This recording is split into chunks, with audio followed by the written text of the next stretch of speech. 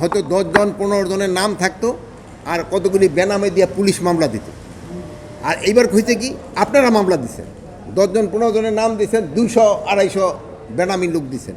এই জন্য কিন্তু ইনভেস্টিগেশনও দেরি হয়ে যাচ্ছে। হ্যাঁ, এর ভিতরে অনেক দোষী আছে, অনেক নির্দোষী লোকেরও আপনার সে আসামি করে দিচ্ছে।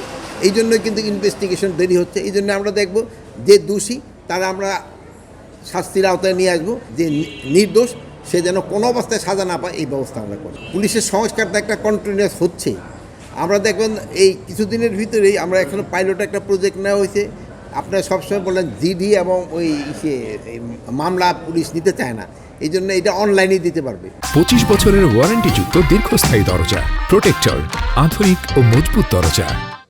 রিজনে কিন্তু আমরা অলরেডি শুরু করে দিচ্ছি সিলেটে, এটা পুরো বাংলাদেশে আমরা শুরু করে দিবে। যেমন আমরা দেখছেন এখন পাসপোর্টে পুলিশ ভেরিফিকেশনের দরকার পড়ে না। এইরকম এই ইসের জন্য আপনারা এই জিডি করতে, তারপরে করার জন্য ওই মামলা করার জন্য আপনাদের থানায় আসতে হবে না, অনলাইনে আপনারা থানায় না এসে এই মামলা করতে পারবেন।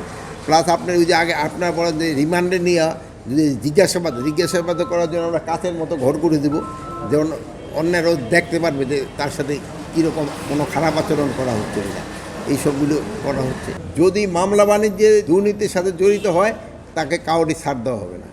আপনারা জানেন পুরো এই র্যাঙ্কের 84 জনরে কিন্তু আমরা অ্যাটাচ করে রাখছি। প্রায় আমার মনে হয় 30-40 জনের মতো আমরা বাড়িতে পাঠাই দিছি। আরও এরকম 30-40 জনের বাড়িতে পাঠানোর জন্য আমরা একটু কুণ্ঠিত করব না যদি কোনো রকমের দুর্নীতির সাথে জড়িত হয়।